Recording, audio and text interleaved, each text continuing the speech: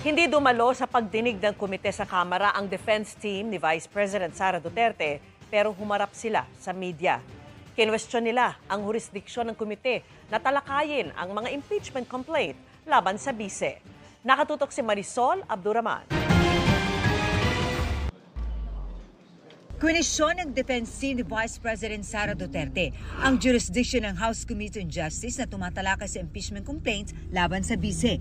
Tinawag kasi itong mini trial ng mga miyembro ng komite na ayon sa defense team ay dapat sa Senado lang ginagawa. We are questioning the jurisdiction of the committee to conduct this form of trial, whether it is something that they may have or some members of the committee may have referred to as a mini trial or as a form of hearing. Nilinaw ng defense team ng bise na hindi nila wini-waive ang karapatan ng Vice President na lumuhok sa proceedings at magpresenta ng mga ebidensya. Pero sa tamang forum daw na may jurisdiction sa trial. Layon sa pagdinig na alamin kung may probable cause ang impeachment complaint para iakyat ito sa Senado bilang impeachment court.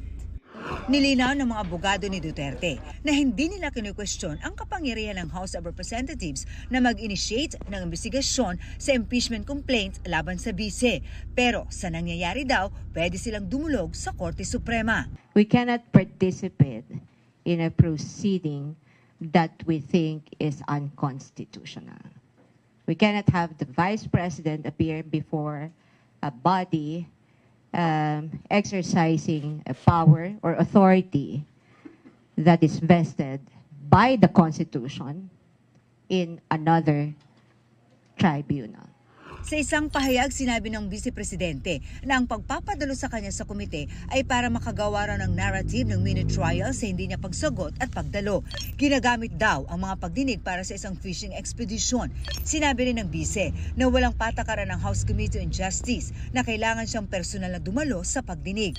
Naisumiti na rin daw niya ang kanyang sagot, kaya sa ngayon daw ay walang dapat gawin ang komite, kundi ibasura ang mga reklamo laban sa kanya dahil sa kakulangan ng ebidensya. Kanina, ipinasabi na ng Justice Committee ang mga testigo at mga dokumento tungkol sa sinasabi impeachable offenses ng bise. The evaluation must solely remain with the complaints and the pieces of evidence attached, hindi ba? Ngayon, if you will go beyond the evidence attached and start asking for documents left and right, if you go beyond that, that is what we're saying na fishing expedition, no?